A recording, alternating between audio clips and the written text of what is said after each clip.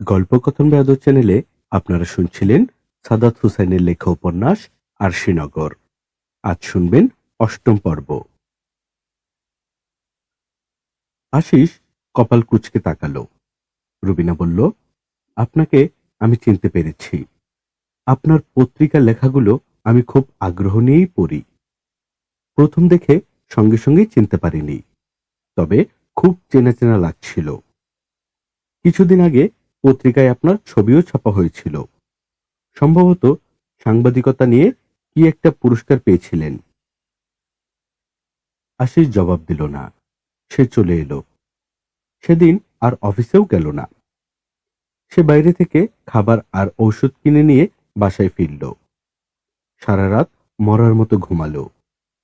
পরদিন ভোরে তার ঘুম ভাঙল বেলা করে। খানিক অসুস্থ লাগলেও শরীর জুড়ে রাজ্যের ক্লান্তি। আশিস সিদ্ধান্ত নিল সে কিছুদিন অফিসে যাবে না। তবে জরুরি কিছু কাজ সারতে সে বাইরে গেল। ফোন করে অফিসে জানালো আগামী কয়েকদিন সে অফিসে যেতে পারবে না। তারপর খাবার কিনে বাসায় ফিরল। মিলির সঙ্গে যে তার খুব একটা কথা হয় তা নয়। সে আজ বাসায় গিয়ে তার পুরনো দিনের স্মৃতির ঝাঁপি খুলে বসল। কিন্তু সে অবাক হয়ে দেখল তার আসলে পুরনো দিনের স্মৃতি বলতে তেমন কিছুই নেই।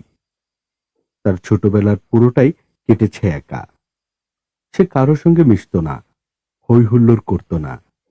ছোটবেলা থেকেই সে গপ্প যা করত তা এক অপলা আর জয়দীপ কাকুর সঙ্গে। তা জয়দীপ আসতও খুব ঘন ঘন, যেন কলকাতায় তার মনে বসত না। ফাঁক পেলেই চলে আসতো মালুপাড়া, আর সঙ্গে থাকতো রাজ্যের বই। সেসব বইপত্র পড়ে পড়েই বোধ করি আশিস ঢুকে গিয়েছিল তার নিজের ভাবনার জগতে। সেই ভাবনার জগৎ থেকে কি সে বের হতে পেরেছিল, নাকি পেরেছে? এতদিন বিষয়টি নিয়ে আশিস ভাবেনি। সে তার নিজের মতোই চলে, কাজ করে, ভাবে। কিন্তু আজ এই নিজেকে খুঁজে ফেরা মুহূর্তে আশিসের মনে হলো গত একটা বছর সে ভীষণভাবে ডুবেছিল একটা মাত্র মানুষের ভাবনায়। সেই মানুষটা সকাল। মিলির আচরণটা হয়তো অনেক বেশি প্রতিক্রিয়াশীল কিংবা অনিয়ন্ত্রিত, কিন্তু সে নিজে কি মিলির চেয়ে কম কিছু করেছে? সে বাসে অফিসে যাওয়ার সময় পুরোটা পথ মনে মনে সকালের সঙ্গে কথা বলে, নানান কথা। এবং অবাক করা বিষয় হচ্ছে সে শুনতে পায় সকালও দিব্যি তার সব কথার উত্তর দিচ্ছে। এই কথা যে শুধু বাসে হয় তা নয়, অফিসে কাজের ফাঁকেও হয়, হাঁটা কিংবা ঘুমের ভেতরও হয়। সে মনে মনে সকালের সঙ্গে কথা বলে। তার এই কথা কেউ শুনতে পায় না বলে তাকে কেউ পাগল ভাবে না, মিলিকে ভাবে। তবে আজকাল মাঝে মাঝে তা শুধু মনে মনেই থাকছে না। সেদিন বাসে তার পাশের সিটের লোকটা তাকে হঠাৎ ধাক্কা দিয়ে বলল, ভাই, শরীর খারাপ নেই? আশিস অবাক হয়ে বলল, কেন? লোকটা বলল, না মানে অনেকক্ষণ থেকেই শুনছি আপনি নাটকের মতন কারে ডায়লগ দিতেছেন, একবার নিজের গলায় আরেকবার বাচ্চাদের গলায়। ভাইজান কি নাটক ফাটক করেন, টিভিতে না থিয়েটারে? আশিস অনেকক্ষণ লোকটার দিকে তাকিয়ে রইল। হঠাৎ করে বিষয়টা বুঝতে তার খানিক সময় লাগলো, এবং বুঝতে পারার পর থেকেই তার কেমন অস্বস্তি হতে লাগলো। সে নেমে গেল পরের স্টপেজেই। দিনের বাকিটা সময় সে খুব সতর্কভাবে নিজেকে খেয়াল করল। এই অতি সতর্কতার কারণেই কিনা কে জানে, সে দেখল খানিক পরপরই সে সকালের সঙ্গে কথা বলছে, এবং সেটা সে বুঝতে পারছে কথা অনেকক্ষণ চালিয়ে যাওয়ার পর। যখন সে অবচেতনে ভাবা সকালের নানান রকম প্রশ্নের উত্তর দিচ্ছে শব্দ করে, তখন সে কি ধীরে ধীরে তার নিজের উপর নিয়ন্ত্রণ হারিয়ে ফেলছে? এটা একটা বিপজ্জনক লক্ষণ। আশিস বিষয়টা নিয়ে একা একা অনেকক্ষণ ভেবেছে, এবং সে স্পষ্টই টের পাচ্ছে যে তার নিজের প্রতি নিজের যে শক্ত নিয়ন্ত্রণটা এতদিন ধরে ছিল তা ক্রমশই শিথিল হয়ে আসছে। গতকালের ঘটনার বিষয়টা আশিসের সামনে আরো খোলাখুলিভাবে ধরা দিয়েছে, বিশেষ করে সেফ হোম ক্লিনিকের ডাক্তারের কথা।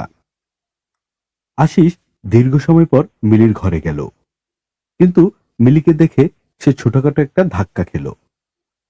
মিলি বসে আছে খাটের মাঝখানে, তার ঠোঁটে টকটকা লাল লিপস্টিক, চোখে টানা কাজল, মাথার চুল এলোমেলো হলেও তা যেন অনেক ভেবেচিন্তে সাজিয়ে গুছিয়ে করা হয়েছে, তাতে কোনো সন্দেহ নেই। সবচেয়ে বড় বিষয় যেটা, সেটা হলো মিলির শাড়ির আঁচল তার বুকের উপর খুবই অগোছালো অবস্থায় রাখা। সে পরেছে লাল টাইট ব্লাউজ, ব্লাউজের সামনের দুটো বোতাম খোলা, তার লাল রঙের অন্তর্বাস স্পষ্ট দেখা যাচ্ছে। তার শাড়ি হাঁটু অবধি গোটানো, ধবধবে ফর্সা পুরুষ্ট পা জোড়া অশালীন ভঙ্গিতে ভাঁজ করে বসে আছে মিলি। আশিসকে দেখেই সে ফিক করে বলল, আমাকে আর ভালো লাগে না তোমার, না? আশিস এতটাই অবাক হয়ে গেছে যে সে সঙ্গে সঙ্গেই কোনো জবাব দিতে পারল না। মিলি বলল, আমার গা থেকে গন্ধ আসে? আমার শরীরটাও আর ভালো লাগে না, তাই না? আশিস মিলির কাছে গেল, বলল, কি হয়েছে তোমার? মিলি বলল, আমার কি হয়েছে না তোমার কি হয়েছে? অপলা, সব অপলা করছে, আমি জানি। তুমি রোজ আমাকে একা রেখে রেখে অপলার কাছে যাও, আমি জানি, আমি সব জানি। আমার শরীরটা পূরণ হয়ে গেছে, এখন নতুন শরীর চাই তোমার। আশিস এতদিনেও মিলির এই নতুন পাগলামির সঙ্গে পরিচিত ছিল না। সে কিছুটা হতচকিত গলায় বলল, এসব কি বলছো তুমি? মিলি বলল, নেকা, কিচ্ছু জানে না, আমি সব জানি। কেন তুমি আমার কাছে আসো না, কেন অত রাত পর্যন্ত বাইরে থাকো, আমি সব জানি, সব। আশিস মিলির গা ঘেঁষে বসল, বলল, প্লিজ এমন করো না। মিলি বলল, ও, তুমি যা করছো তাতে দোষ নাই, আর আমি বললেই দোষ? বাহ, দারুণ বুদ্ধি। কিন্তু শোনো, এটা আমি হতে দেব না। আমার শরীরটা দেখো, আমি অন্য কারো চেয়ে অসুন্দর নই। দেখবে কিভাবে? তুমি তো আর আমার কাছে আসোই না, তাহলে বুঝবে কেমন করে? কাছে এসে দেখো, কাছে আসলে অনেক কিছুই বুঝবে, অনেক কিছু, অনেক কিছু। মিলি খপ করে আশিসের শার্টের কলার টেনে ধরল, তারপর আশিসকে ধাক্কা দিয়ে ফেলে দিল বিছানায়। ক্ষুধার্ত বাঘিনীর মতো তার শরীরের উপর চেপে বসল, তারপর ঠোঁট নামিয়ে আনলো আশিসের ঘাড়ে। আশিস কি করবে বুঝতে পারছে না, তবে সেইটা টের পাচ্ছে মিলি আর মিলির মধ্যে নেই, সে এই মুহূর্তে অন্য কেউ। আশিস দুহাতে মিলিকে সরিয়ে দেওয়ার চেষ্টা করল, কিন্তু মিলির শক্তির সঙ্গে যেন সে পেরে উঠল না। মিলি তার দাঁত বসিয়ে দিল আশিসের গলায়। আশিস তীব্র ব্যথায় ঘুমিয়ে উঠল। মিলি মুখ তুলে তাকিয়ে বলল, এখন থেকে দিনরাত আমরা এই ঘরে থাকব, অনেক কিছু করব, অনেক কিছু। তোমাকে আমি আর বাইরে যেতে দিব না, আর না। আশিস এক ঝটকায় মিলিকে ছিটকে ফেলে উঠে দাঁড়ালো। মিলির চোখ ভর্তি ভয়াবহ দৃষ্টি, সেই দৃষ্টিতে আশিসের সারা শরীর কেমন শিউরে উঠল। সে দুই পা পেছনে হেঁটে গিয়ে দরজার কাছে দাঁড়ালো। মিলি ফুসফুস শব্দে জোরে জোরে নিঃশ্বাস ফেলছে, তার বুক দ্রুত উঠানামা করছে। সে অনেকক্ষণ এক দৃষ্টিতে আশিসের দিকে তাকিয়ে রইল, অনেকক্ষণ। তার সেই দৃষ্টিভর্তি সর্বগ্রাসী আগুন। আশিসের কেমন দিশেহারা লাগতে লাগলো। সে ভেবে পাচ্ছে না এই মুহূর্তে তার কি করা উচিত। আশিস দেয়ালের কাছটাতে দাঁড়িয়ে রইল। জানালার বাইরে চড়া রোদ উঠেছে, কর্মব্যস্ত মানুষের কোলাহল। আশিস ঘাড় ঘুরিয়ে তাকালো। ঠিক এই মুহূর্তে মিলি ফুপিয়ে কেঁদে উঠল।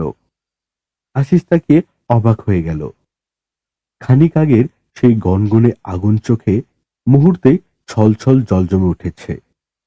মিলি তার দুখানা হাত জড়ো করে হাউমাউ করে কেঁদে উঠল।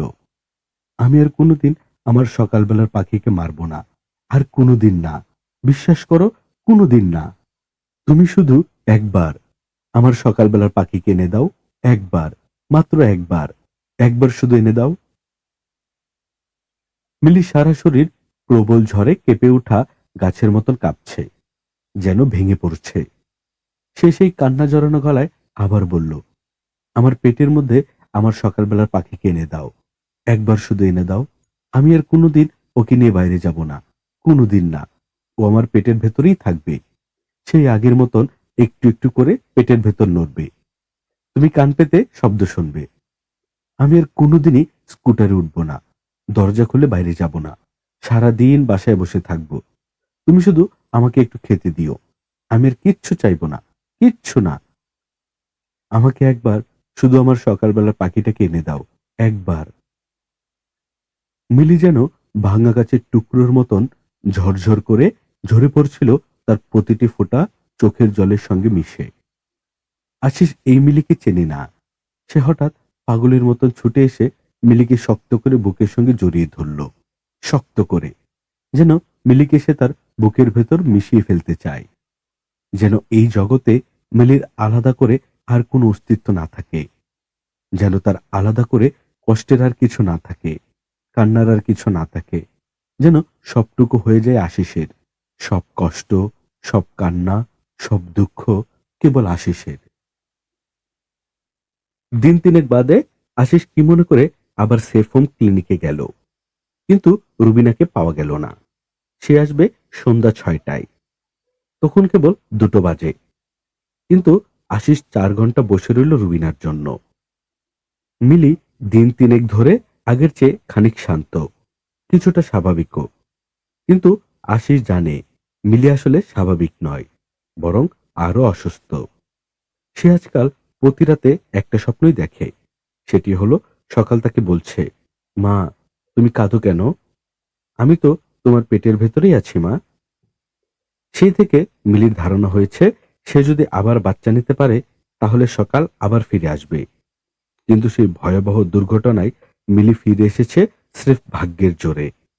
ডাক্তাররা স্পষ্ট করে বলেও দিয়েছিলেন, মিলির যা শারীরিক এবং মানসিক অবস্থা, তাতে আপাতত নির্দিষ্ট একটা সময় অবধি যেন আর বাচ্চা কাচ্চা না নেওয়া হয়, আর নিলেও তা অবশ্যই ডাক্তারের সঙ্গে আলোচনা করেই। কিন্তু সেদিনের ঘটনার পর থেকে আশিসের নিজেরও কেমন অস্থির অস্থির লাগছে। সে কিছু না ভেবেই চলে এসেছে সেফ হোমে। রুবিনা এলো 6টারও কিছু পরে। সে ওয়েটিং রুমে আশিসকে বসে থাকতে দেখেই চিনল। আশিস বলবে না করেও পুরো ঘটনাই খুলে বলল, সেদিনের ঘটনাও।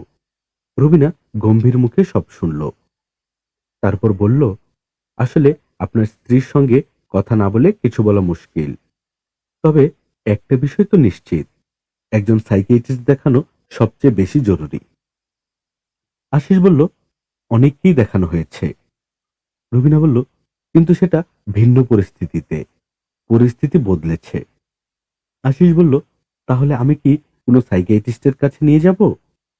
রুবিনা বলল, আপনার সমস্যা না থাকলে আমার পরিচিত একজন আছে, ওনার কাছে নিয়ে যেতে পারেন, সেক্ষেত্রে আমি হয়তো বলে দিতে পারবো। আশিস আপত্তি করল না, কিন্তু প্রায় সপ্তাহখানেক ধরে মিলির নিবিড় পর্যবেক্ষণ শেষে সাইকিয়াট্রিস্ট যা বললেন তাতে সমস্যা বরং আরো ঘনীভূতই হলো। সাইকিয়াট্রিস্ট স্পষ্ট করেই বললেন, মিলি তার মনোজগতে অদ্ভুত এক গল্প তৈরি করেছে প্রতি মুহূর্তে। সেই গল্পের সবটা জুড়েই আছে তার মৃত সন্তান সকাল। তার সেই বিশেষ স্টেট অফ মাইন্ডে যে ইমাজিনেশন সে তৈরি করেছে তা হলো, সে যদি আবার মা হয় তাহলে সকালই তার সন্তান হিসেবে জন্ম নেবে, এবং এটি একটি বিপজ্জনক মানসিক অবস্থা। এক ধরনের ইউটোপোরিয়ায় ভুগছে সে। এই ইউটোপোরিয়া থেকে কিছুতেই বের হতে পারছে না। তার ভেতরে এই ইমাজিনেশনটা শক্তভাবে গেঁথে গেছে।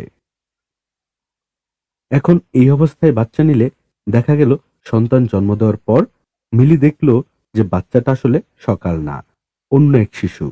তখন পরিস্থিতি সেই সন্তান আর মিলি দুজনের জন্যই আরো খারাপ হতে পারে। বরং ভালো হয় আরো কিছু সময় নিয়ে মিলিকে খানিকটা সুস্থ এবং স্বাভাবিক প্রক্রিয়ার মধ্যে নিয়ে আসতে পারলে আবার সন্তান নেওয়ার বিষয়টা তারপর ভাবা যেতে পারে। সবচেয়ে ভালো হয় সকালের বয়সী কিংবা তার কাছাকাছি বয়সের কাউকে সার্বক্ষণিক মিলির কাছাকাছি রাখতে পারলে এতে ধীরে ধীরে এই নতুন সম্পর্ক বা যোগাযোগ হয়তো মিলির আগের ভাবনার জগতের উপর একটা প্রভাব ফেললেও ফেলতে পারে। আশিস আবার এলোমেলো হয়ে গেল। কি করবে কিছুই বুঝে উঠতে পারছে না সে। সমাধানটা আসলে কি? সাইকিয়াট্রিস্টের কাছ থেকে ফেরার পথে আশিস হঠাৎ সেফ হোম ক্লিনিকের সামনে রিক্সা থামালো। মিলি বলল, এখানে কি? আশিস বলল, ভেতরে চলো, একজন ডাক্তার আপা আছে, তার সঙ্গে কথা বলে দেখি। রুবিনা সেদিন একা ছিল না। অনেক বায়নার পর অবশেষে রুবাইকে নিয়ে এসেছে চেম্বারে। আশিস রুবিনার সঙ্গে মিলিকে পরিচয় করিয়ে দিল, কিন্তু মিলি তাতে খুব একটা আগ্রহ আছে বলে মনে হলো না। পুরোটা সময় রুবিনার সঙ্গে তেমন কোনো কথাই বলল না মিলি। সে তাকিয়ে রইল রূপাইয়ের দিকে। রূপাই তখন মায়ের স্টেথোস্কোপ গলায় ঝুলিয়ে বিশাল ডাক্তার সেজে গেছে। রুমের একপাশে ধবধবে সাদা চাদরে ঢাকা রোগী দেখার বেড। সেই বেডের উপর রাখা বালিশের সঙ্গে স্টেথোস্কোপ চেপে ধরে ভারী উৎকণ্ঠ হয়ে কল্পিত হার্টবিট শোনার চেষ্টা করছে রূপাই। সে কি শুনলো কে জানে, তবে কিছুক্ষণ পর গম্ভীর গলায় বলল, হার্ট দুর্বল, বেশি করে পানি খেতে হবে, রেগুলার ঘুম হচ্ছে না। মিলি চুপচাপ তার চেয়ার থেকে উঠে গিয়ে রূপাইয়ের কাছে গিয়ে দাঁড়ালো। এক দৃষ্টিতে তাকিয়ে রইল দীর্ঘ সময়।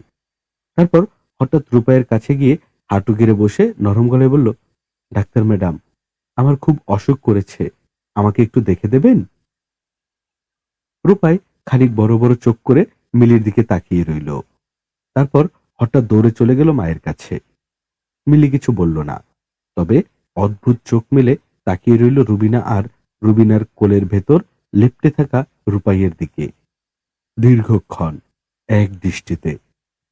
আশিস, রুবিনা কিংবা রূপাই সবাই মিলির এই তাকিয়ে থাকা চোখের দৃষ্টি দেখল, কিন্তু সেই দৃষ্টির ভাষা তার কেউ পড়তে পারল কিনা বোঝা গেল না। আশিস মিলিকে নিয়ে বাসায় ফিরল সন্ধ্যার পর। বাসায় ফিরে দেখে শুকরঞ্জন ডাক্তার ফিরে এসেছেন, তবে তিনি ফিরেছেন একা। সুজাতা রানী আপাতত ফিরবেন না। বাবাকে দেখে আশিস প্রবল স্বস্তি বোধ করল। তার প্রায় মনে হয় এই মানুষটা পাশে থাকলে কোনো পরিস্থিতিতেই সে আর একা নয়। সে চাইলেই নিশ্চিন্ত হতে পারে, রাতে চোখ বন্ধ করে বেঘুরে ঘুমাতেও পারে। দরজার কাছে দাঁড়ানো শুকরঞ্জন ডাক্তারকে দেখে আশিসের আরেকটা কথা মনে হলো। সেদিন যে সে ভাবছিল তার শৈশবের কোনো স্মৃতি নেই, এই কথাটা আসলে সত্যি নয়। এই মানুষটার সঙ্গে তার জগতের সুন্দরতম সব স্মৃতি রয়েছে। সেই স্মৃতিরা বুকের কোনো গ্রহীণ কোণে ঘাপটি মেরে বসে থাকে। সে প্রায়ই তাদের খুঁজে পায় না, তবে যখন তার আশ্রয়ের প্রয়োজন হয় তখন তারা চুপি চুপি গুটি গুটি পায়ে উঠে আসে, তাকে পরম মমতায় আগলে ধরে রাখে। আশিসের হঠাৎ শুকরঞ্জন ডাক্তার হয়ে উঠতে ইচ্ছে করল। আসলে শুকরঞ্জন ডাক্তার না, তার হয়ে উঠতে ইচ্ছে করল শুকরঞ্জন ডাক্তারের মতন ডালপালা ছড়ানো বিশাল বটবৃক্ষের মতো এক বাবা। মুজিবুর মিয়ার আড়তের হাল ধরে রাখল মনাই। লোকমানের গ্রুপ বা লতো হাওলাদার কেউ আর এই বিষয় নিয়ে কোনরূপ উচ্চবাক্য করল না। মনাই প্রথম থেকেই মুজিবুর মিয়ার সঙ্গে কাজ করছে, ফলে আড়তের সবকিছুই সে জানে। তার জন্য ব্যবসা চালিয়ে নেওয়া কোনো সমস্যা হলো না। সে রাতে ঘুমায়ও আড়তে, দুপুরে আর রাতে বাড়ি এসে খেয়ে যায়। সেদিন দুপুরে ভাত খেতে এসে দেখে আম্বরী বেগম নেই। তাকে ভাত বেড়ে দিতে এসেছে লাইলি। লাইলি ভাত দিতে দিতে বলল, কিরে মনাই, ব্যবসাপাতির কি খবর? মনাই বলল, এই তো বুঝান, চলতেছে, ভালোও না আবার একদম মন্দও না। লাইলি বলল, আড়তের কাগজপত্র কই? মনাই বলল, কিসের কাগজপত্র? লাইলি বলল, আমি শুনছি যজাতিপুর হাটের একটা মাত্র দোকানের জমির মালিকানা আতাহার তালুকদারের নাই, সেইটা হইল আমাদের আড়ত।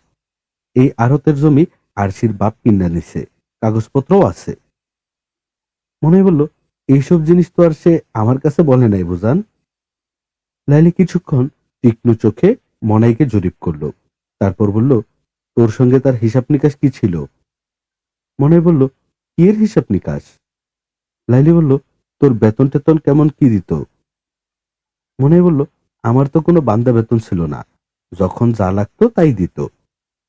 মজিবর ভাই আমারে কখনো ঠকায় নাই, আর আমার তো কেউ নাই, এত টাকা পয়সা দিয়া আমি বা কি করবো?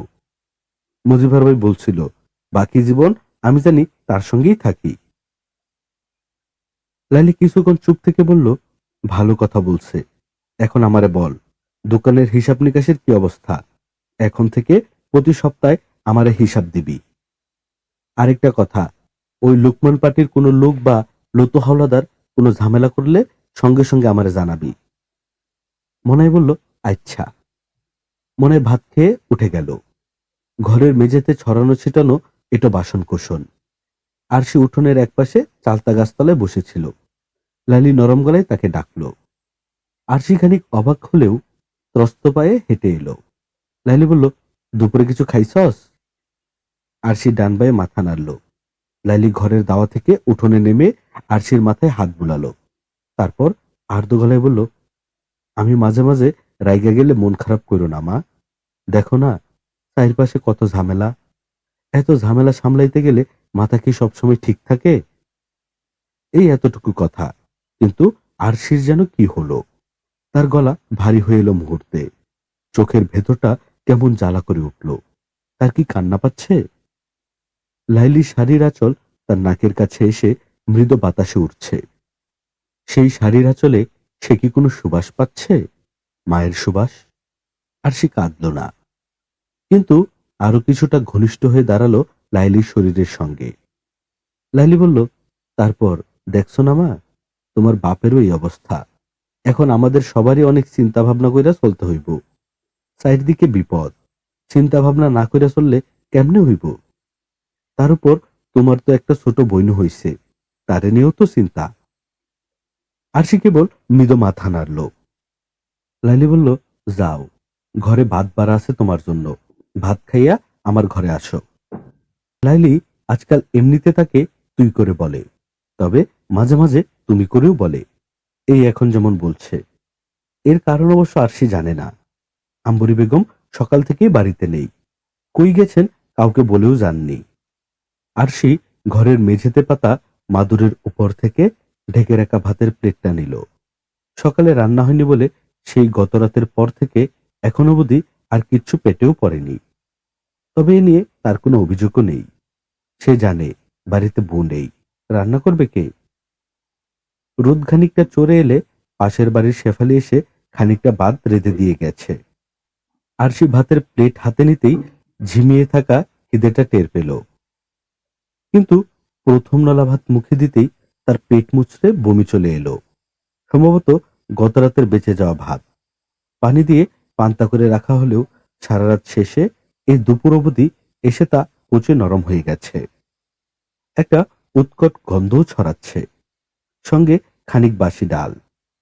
আরশি ঢকঢক করে এক গ্লাস পানি খেয়ে হাত ধুয়ে উঠে পড়ল।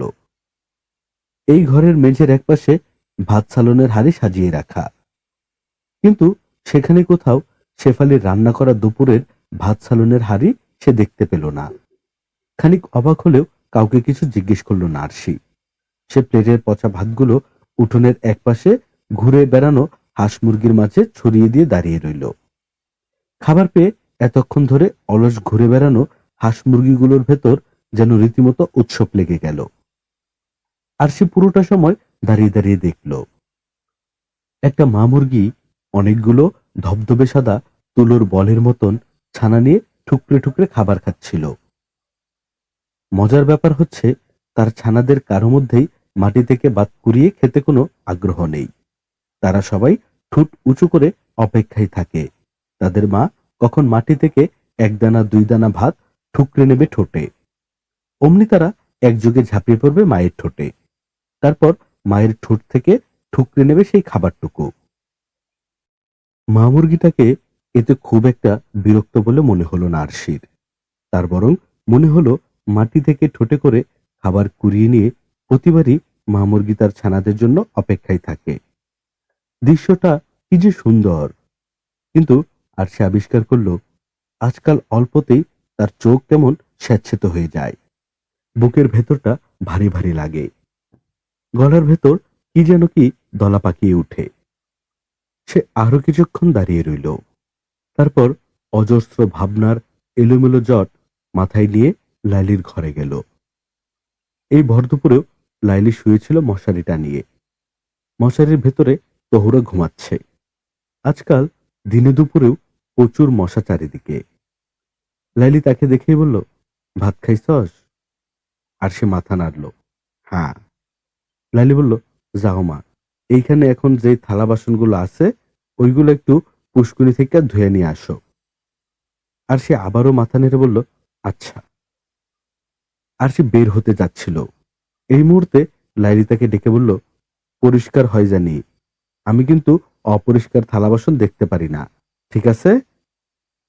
আর সে আবারও মাথা নাড়ল, তবে এবার আর কোনো কথা বলল না। লাইলির ঘর থেকে বের হতে গিয়ে সে দেখল দুপুরের জন্য রান্না হওয়া ভাত আর সালুনের হাঁড়িগুলো লাইলির ঘরের একপাশে সার দিয়ে রাখা।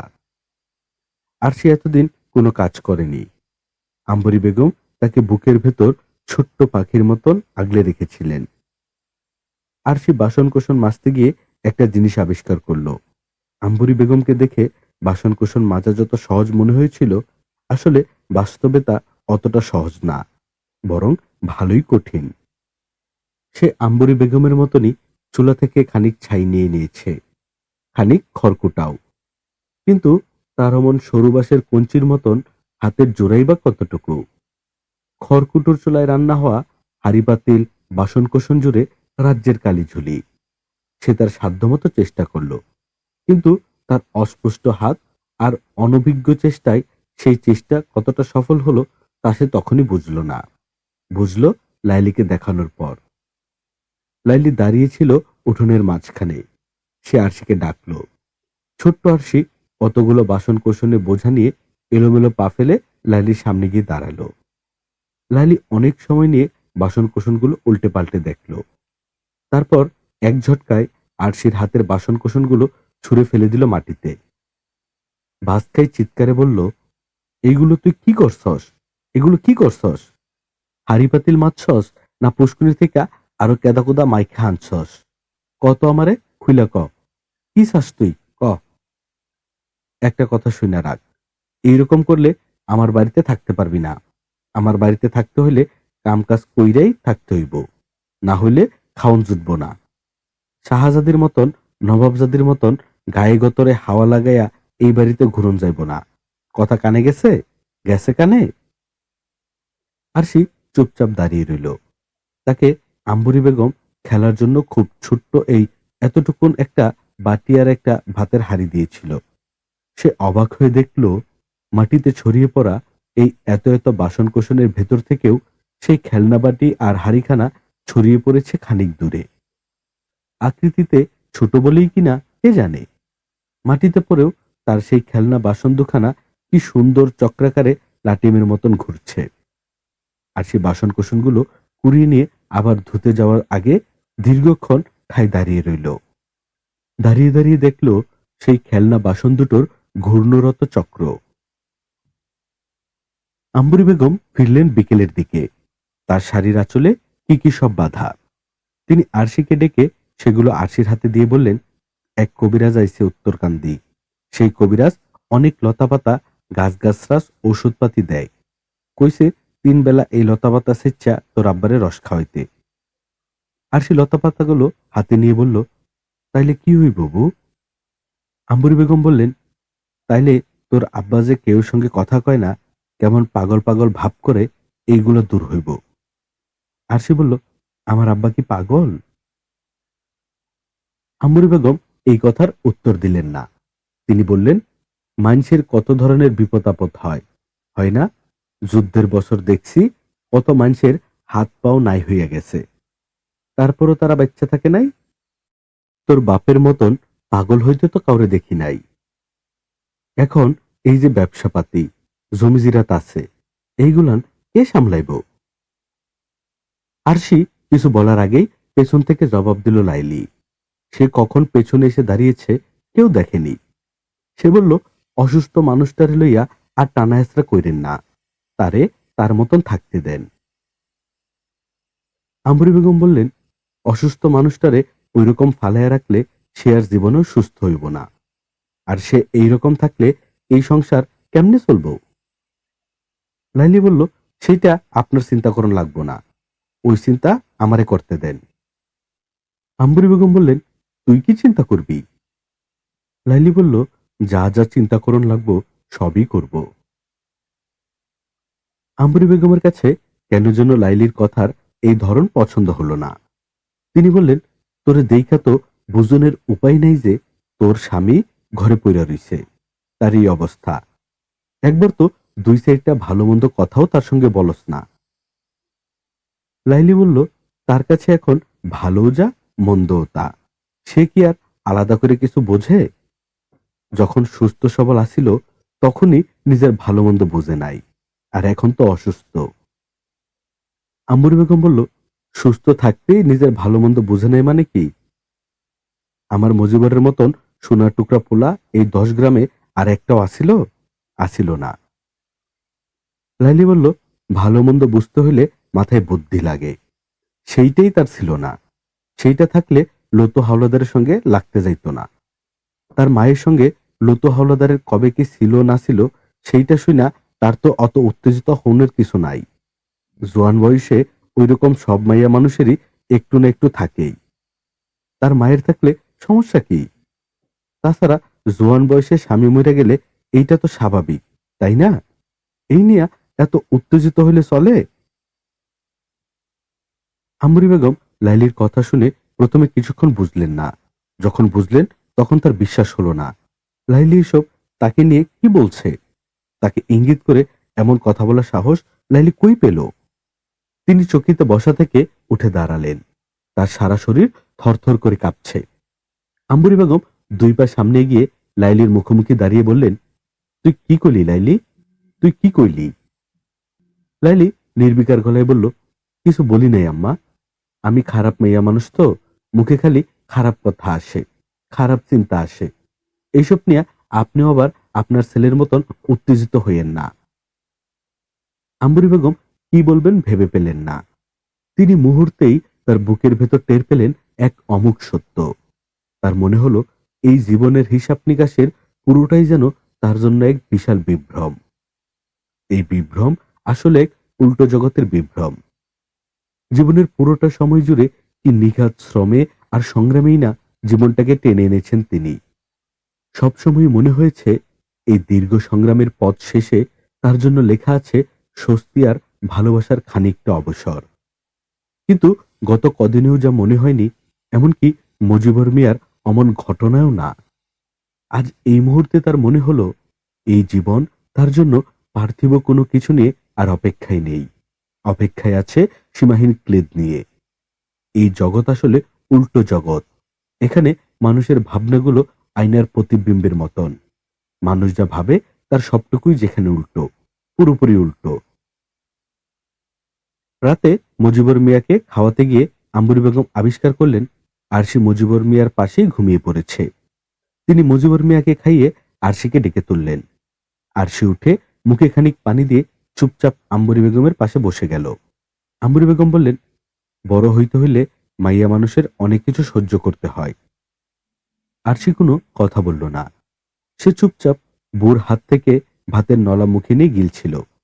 সারাদিন কিচ্ছু খায়নি সে। আম্বরী বেগমকে কিছু বলেও নি, এমনকি তার সেই বাসন মাজার ঘটনাও না।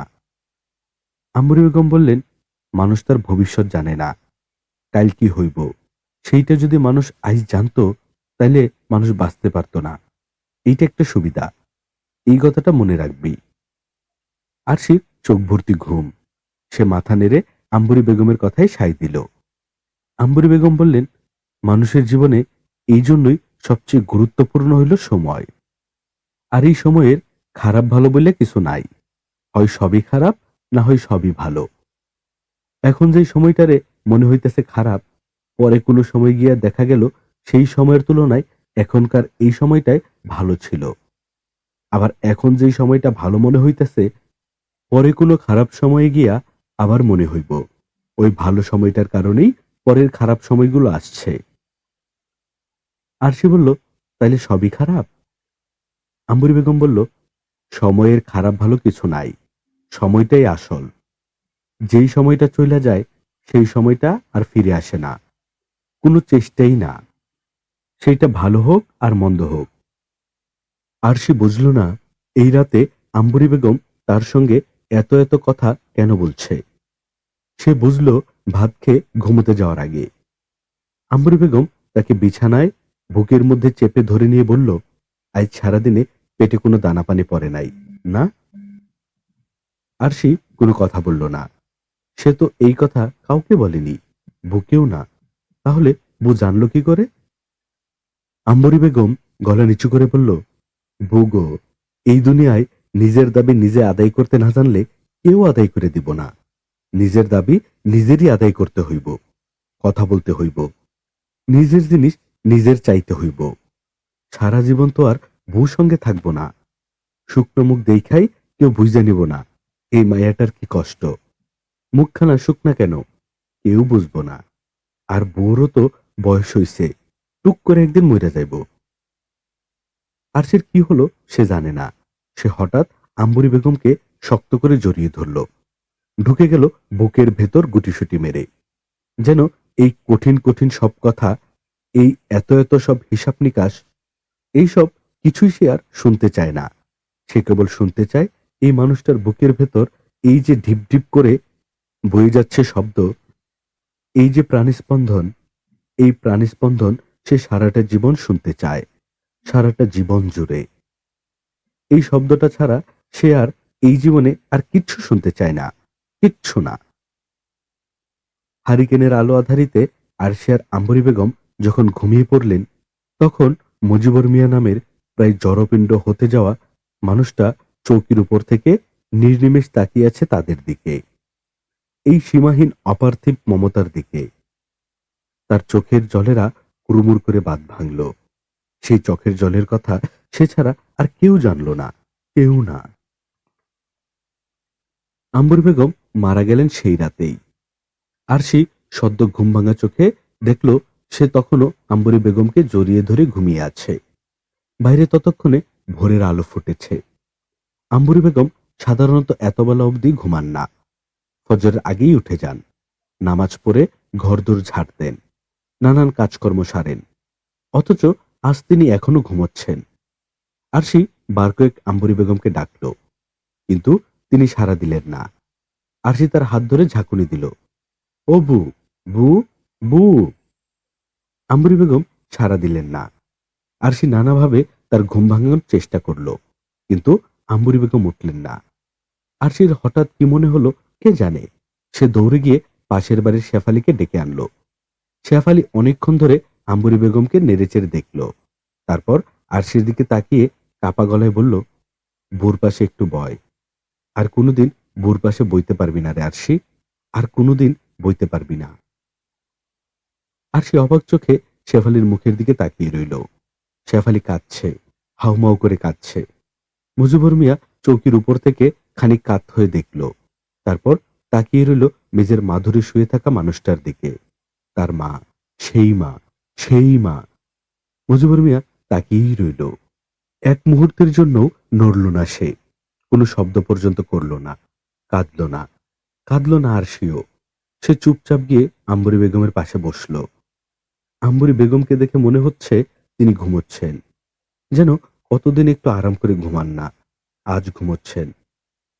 আজ আর তার কোনো চিন্তা নেই, ভাবনা নেই, তাড়া নেই, যেন অফুরন্ত অবসর, অফুরন্ত ঘুমের অবসর। আরশি তার ছোট্ট হাতখানা আম্বরী বেগমের মুখে রাখল। কি ঠান্ডা! সে খুব ধীরে ছুঁয়ে দিল আম্বরী বেগমের কপাল, চোখ, নাক, গাল। আরশি কাঁদল না, এক মুহূর্তের জন্যও না। আম্বরী বেগমকে মাটি দেওয়া হলো উঠোনের খোলা রান্নাঘরের পেছনে যে চালতা গাছটা আছে তার তলায়। সেখানে ধবধবে সাদা চালতা ফুল ছেয়ে থাকে। আরশি রোজ ভোরে অন্ধকার থাকতে থাকতে গিয়ে চালতা ফুল কুড়ায়। কেউ তাকে কিছু শিখিয়ে দেয়নি, কিন্তু সে ফুলগুলোকে আম্বরী বেগমের কবরের উপর ছড়িয়ে দিয়ে খানিক দাঁড়িয়ে থাকে। তারপর তার ছোট হাত দুখানা মুনাজাতের মতন ভঙ্গিতে তুলে ধরে বলে, আল্লাহ গো। এরপর সে আর কিছু বলতে পারে না। তার আল্লাহর কাছে কত কিছু বলার আছে, অথচ সে আর কিচ্ছু বলতে পারে না। সে প্রতিদিন ভাবে, রাতে শুয়ে শুয়ে মনে মনে কত কত কথা গুছায়, কিন্তু পরদিন ভোরে আম্বরী বেগমের কবরের কাছে গেলেই সে আর কিছুই বলতে পারে না। সবকিছু কেমন এলোমেলো হয়ে যায়। তার চোখ ঝাপসা হয়ে আসে। সে তার হাতের উল্টো পিঠ দিয়ে ঝাপসা হয়ে যাওয়া চোখ মুছে, কিন্তু এক চোখ মুছতেই তার আরেক চোখ ভিজে ওঠে। আবার সেই চোখ মুছতে আগের চোখ। সে কি করবে? সে তো কাঁদতে চায় না, একটুও কাঁদতে চায় না। এত চেষ্টা করেও সে কান্না থামাতে পারে না। সে তখন চোখ মোছা বন্ধ করে ঠায় দাঁড়িয়ে থাকে। তার চোখের জলেরা প্রবল জলধারার মতন বাঁধ ভেঙে ঝরে, ঝরতেই থাকে। আরশি ঝাপসা চোখে তাকিয়ে থাকে ধবধবে সাদা ফুলগুলোর দিকে, তাকিয়ে থাকে ভোরের আলোর দিকে, আকাশের দিকে। তার কাছে তখন জগতের সবকিছুই ঝাপসা মনে হয়, সবকিছু। এ যেন পুরনো ফেলে রাখা কোনো আয়নার দিকে তাকিয়ে থাকা। প্রবল ধুলো ময়লায় সেই আয়নায় যা দেখা যায় তার সবকিছুই অস্পষ্ট, ঝাপসা। আম্বরী বেগম মারা গেছেন, বছর ঘুরে এলো। এই সময়ে অনেক কিছু বদলেছে। আরশি ঠিক জানে না তার বয়স এখন কত, তবে 9-10 তো হবেই। বয়স যাই হোক, তার বয়সের অন্য 8-10 জনের চেয়ে শরীরের অনেক ছোট হলেও সে যে ভেতরে ভেতরে তাদের চেয়ে অনেক বড়, তা আরশি টের পায়। তার ধারণা, অন্যরা যেখানে রোজ একদিন একদিন করে বড় হয়, সে সেখানে রোজ কয়েক বছর করে বড় হয়। জীবন এমন অভিজ্ঞতা, এমন এক জিনিস যা মানুষকে বয়সের অনেক আগেই বড় করে ফেলে। আবার এই অভিজ্ঞতায় শরীরে যথেষ্ট বেড়ে ওঠার পরও মানুষকে বয়সের চেয়ে অনেক ছোট করে রাখে। আরশির জীবন তাকে তার শরীরের বয়সের চেয়ে মনের বয়সে অনেক বড় করে তুলেছে। এই কমাসেই সে এখন রান্না করতে জানে, বাসন মাজতে জানে, কাপড় ধুতে জানে। যেদিন একসঙ্গে অনেক কাজ পড়ে যায়, সেদিন যে কি কষ্ট হয়। তার টিনটিনে হাত পাগুলো এত পরিশ্রম নিতে পারে না, কিন্তু ঘুম থেকে উঠেই তাকে আগের রাতের এঁটো বাসন ধুতে হয়, হাঁস মুরগিকে খাবার দিতে হয়, রান্না বসাতে হয়। তার উপর এটা সেটা আরো কত কি। তার অবশ্য কোনো কিছুই নিয়েই কোনো অভিযোগ নেই। সে তো অভিযোগ করেও না, আজও করল না। লাইলি সকালের দিকে তাকে ডেকে অনেকগুলো ছোট ছোট কাঁথা কাপড় দিয়ে বলল, যা, এইগুলো এখনই ধুয়ে আন। আর সে আস্তে করে বলল, চুলায় ভাত আছে। লাইলি বলল, চুলায় ভাত থাকলে ভাত নামায়া রাইখা যা। আকাশে মেঘ দেখছস? কখন এইগুলো ধুবি? তারপর বৃষ্টি বাদলা নামবো, তখন শুকাইব না। তোহরা রাইতে কি গাই দিব? কেমনে ঘুমাইব? আর সে আর কথা বলল না। সে গামলা ভর্তি কাটা কাপড়গুলো ধুতে নিয়ে যাচ্ছিল। লাইলি পেছন থেকে ডেকে বলল, এই কাঁথাগুলান বাড়ির পুষ্কুনিতে ধুইস না, রাস্তার পাশে যে ডোবাটা আছে ওইটাতে ধুইস। এইগুলান তোহরার হাগামোতার কাঁথা, বাড়ির পুষ্কুনিতে ধুইয়া পানি নষ্ট করানোর দরকার নাই। আর সেই রাস্তার পাশে ডোবা থেকে তোহরার নোংরা কাঁথাগুলো ধুয়ে আনলো। তোহরা একটু একটু করে বড় হচ্ছে, এক পা দুপা করে হাঁটেও। ফোকলা তাতে ফিক করে হেসে দেয়। আরশির তখন কি যে ভালো লাগে। মনে হয় দুই হাতে তোহরার গাটুস গুটুস গালগুলো টিপে ধরে নাকটা মুখের ভেতর নিয়ে নেয়। কিন্তু লাইলি দেখলে কপালে দুর্ভোগ আছে। লাইলি চায় না তোহরা কোনোভাবেই আরশির সঙ্গে মিশুক। তোহরা হয়েছে ধবধবে ফর্সা। লাইলির ধারণা, আরশির সঙ্গে থাকতে থাকতে ধীরে ধীরে তহুরার গায়ের রঙও আরশির মতোই হয়ে যাবে। আরশি এতদিন গায়ের রং নিয়ে কখনো ভাবেনি, কিন্তু বাড়িতে কেউ এলেই লাইলি যখন তার আর তহুরার গায়ের রং নিয়ে কথা বলে, তখন আড়ালে আবডালে গিয়ে নিজেকে দেখে আরশি। সে কি কালো? অনেক বেশি কালো?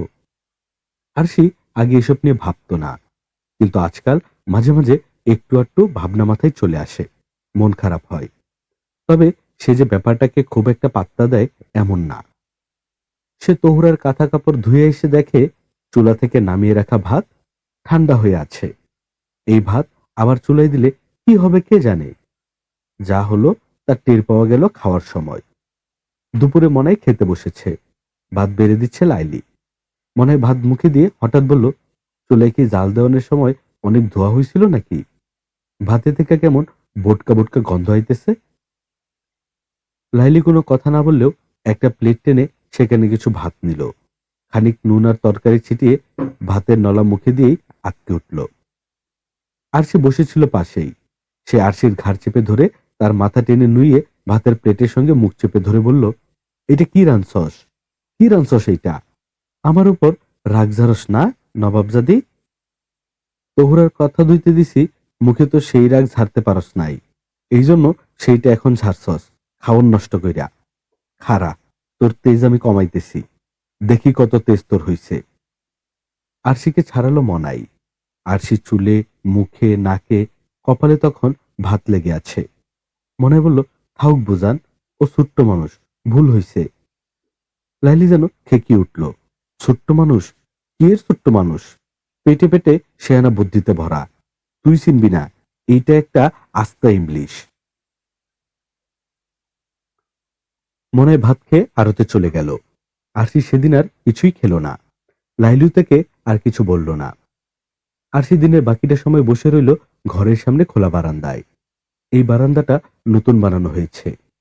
চৌকি পেতে দেওয়া হয়েছে। চৌকিতে রাতে শুয়ে থাকে মুজিবর মিয়া। তবে আজকাল দিনরাত সে শুয়ে বসেই কাটায় না। আগের চেয়ে খানিক ভালো বোধ করছে। লাঠিতে ভর দিয়ে এক পায়ে খুঁড়িয়ে খুঁড়িয়ে হাঁটতেও পারে। তবে বাড়ি থেকে খুব একটা বের হয় না সে। হলেও বড়জোর পেছনের জমিতে কিছু দূর হেঁটে যায়। প্রায় অকেজো ডান হাতখানা নাড়ানোর চেষ্টা করে।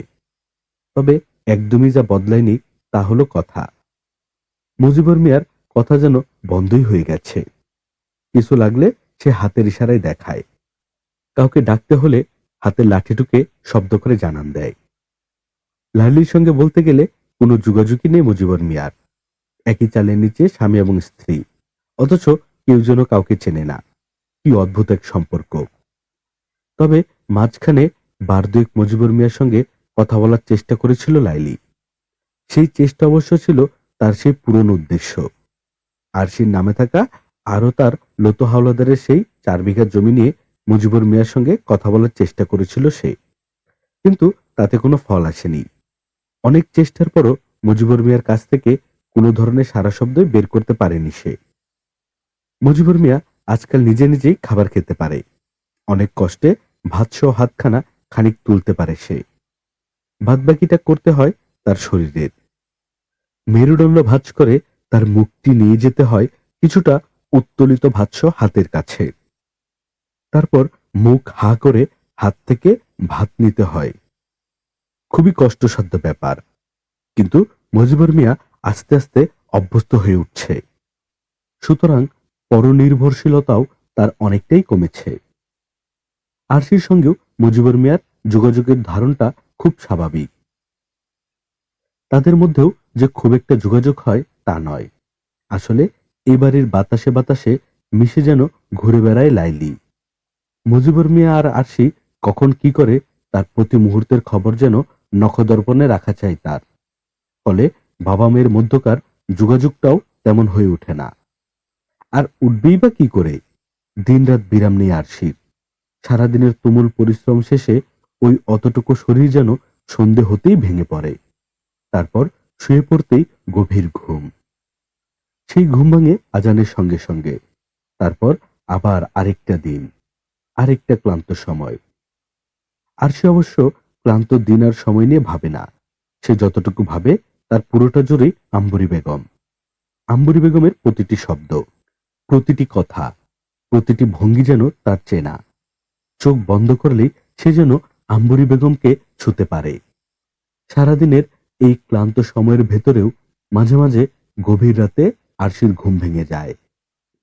চারপাশ জুড়ে তখন কি ভীষণ নৈশব্দ। সেই নৈশব্দে কান পাতলে আরশি যেন কিছু একটা শুনতে পায়। সে নিজেও জানে না কি। তবে সেই কিছু একটা জুড়ে কোনো এক অচিনপুরের প্রবল বিষাদ যেন গলে গলে পড়ে। আর সঙ্গে থাকে টিনের চালে টুপটাপ ঝরে পড়া শিশিরের শব্দ। আজও গভীর রাতে তার ঘুম ভেঙে গেল। রাতে কিছু খায়নি বলেই কিনা কে জানে, শরীর জুড়ে কেমন অস্বস্তি হতে লাগলো। কিন্তু সেই অস্বস্তি হঠাৎ শরীর থেকে কানে চলে এলো। এই গভীর রাতেও কাছাকাছি কোথাও দুটি মানব কণ্ঠের ফিসফিস শব্দ কানে এলো তার। সে অনেকক্ষণ ধরে সেই শব্দের উৎস বোঝার চেষ্টা করলো, কিন্তু পারল না শব্দের কথাগুলোর কোনো অর্থ বুঝতেও। তবে এটা সে স্পষ্টই বুঝলো যে ফিসফিস করে কথা বলছিল একটি নারী ও একটি পুরুষ কণ্ঠ। সারা রাত আর ঘুম হলো না আরশির। খানিকটা তন্দ্রার মতো লেগে এসেছিল শেষ রাতের দিকে, কিন্তু ভোরের আলো ফুটতেই উঠে পড়ল সে। তবে রাতের সেই কণ্ঠ দুটি কানে বেজে রইল সারাদিন। সেদিন রাতেও অনেকক্ষণ জেগে রইল আরশি। তার কেমন ভয় ভয় হতে লাগলো। অন্ধকারকে তার ভয়, কিন্তু আজকাল যেন কোনো কিছুকেই আর ভয় হয় না আরশির। সে জেগে রইল অনেক রাত অবধি, কিন্তু সেই শব্দ আর কানে এলো না। সে জেগে রইল পরের রাতেও, তার পরের রাতেও, কিন্তু সেই কণ্ঠ আর শুনতে পেল না সে। তবে শরীর খারাপ হয়ে গেল তার। ভোর রাতের দিকে প্রবল জ্বর। লাইলি তার খোঁজ নিতে এলো সকাল 10টার দিকে। দরজার কাছে দাঁড়িয়ে বলল, কি ব্যাপার, নবাবজাদের ঘুম কি এখনো ভাঙে নাই নাকি? আরশি কোনো মতে উঠে বসলো। তারপর মৃদু কণ্ঠে বলল, জ্বর আইছে, শরীরটা খারাপ লাগতেছে। লাইলি বলল, নবাবজাদের শরীর তো ননির পুতলা, পান থেকে চুন খসলেই শরীর খারাপ হয়। আরশি কোনো জবাব দিল না। লাইলি বলল, শরীর খারাপ বইলা লাভ নাই, বহুত কাজকাম বাকি পড়ে আছে। আপনার লুলা বাপ তো আর জমিদারি কইরা রাখে নাই যে দাসীবান্দি রেখে খাওয়ামো। আরশি মিনমিন করে বলল, কি কাম করা লাগবো বলেন? লাইলি বলল, আমি ভাত চড়াইতেছি, আপনি আল্লাহর হস্তে ওই পিছনের ভিটাবাড়ি থেকে 1 বস্তা শুকনা পাতায় না দেন। আজকাল রেগে গেলে এই রকমের নানান সম্বোধনেই কথা বলে লাইলি। আর সে আরো অনেকক্ষণ সেভাবেই বসে রইল, ঠিক যেভাবে বসেছিল। কত আকাশ পাতাল চিন্তা যে তার মাথার ভেতর গিজগিজ করছিল। কিছুক্ষণ পর অনেক কষ্টে উঠে দাঁড়ালো সে। মাথাটা যেন মুহূর্তেই চক্কর দিয়ে উঠল। এলোমেলো পা ফেলে ঘর থেকে বের হলো আরশি। পুরো বাড়িটা কেমন ঝিমলাগা নিস্তব্ধতায় থেমে আছে। পুরো উঠান, পুরো বাড়িতে কোথাও যেন কেউ নেই, কিছু নেই। মুজিবুর মিয়াকেও কোথাও দেখতে পেল না সে। তবে খানিক আগে লাইলি যখন তাকে ঘুম থেকে ডেকে উঠালো, তখন পলকের জন্য হলেও বাবাকে বারান্দায় দেখতে পেয়েছিল। বাবা অবশ্য থাকলেও কিছু হতো না। লাইলিকে কিছু বলার ক্ষমতা আর তার নেই। ঝাড়ু আর বস্তা নিয়ে বাড়ির পেছনে নিচু জমিতে নামলো আরশি। কিন্তু কয়েক পা হেঁটে যেতেই মনে হলো কোনোভাবেই এই এতটা পথ সে হেঁটে যেতে পারবে না। আর যেতে পারলেও শুকনো পাতা কুড়িয়ে আনা তার জন্য এই মুহূর্তে অসম্ভব। সে খোলা মাঠের মাঝখানের খেজুর গাছটার সঙ্গে হেলান দিয়ে বসে পড়ল। চোখ বন্ধ করতে মনে হলো তার চারপাশে পুরোটা পৃথিবী চক্রাকারে ঘুরছে। মনে হলো যে কোনো সময় জ্ঞান হারিয়ে পড়ে যাবে সে। নিতর হয়ে বসে রইল বন্ধ চোখের ভেতর ঘূর্ণীয়মান পৃথিবী নিয়ে। এই সময় গা গুলিয়ে প্রচন্ড বমি হলো তার, পরপর 2বার। বমি শেষে মাথা তুলতে গিয়ে আরশি দেখল অবাক করা এক দৃশ্য। মুজিবুর মিয়া আসছে। সে পরিত্যক্ত ভিটেবাড়ির দিক থেকে হাটের লাঠিতে ভর দিয়ে খুঁড়িয়ে খুঁড়িয়ে আসা মানুষটার পিঠের উপরে মস্ত বড় এক বস্তা। পিঠের উপর শুকনো পাতা ভর্তি বস্তার মুখের সঙ্গে দড়ি বেঁধে, সেই দড়ি কাঁধের উপর দিয়ে সামনে টেনে এনে বেঁধে রেখেছে নিজের কোমরের সঙ্গে। তারপর সামনের দিকে কুজো হয়ে মানুষটা এক পা করে হেঁটে আসছে।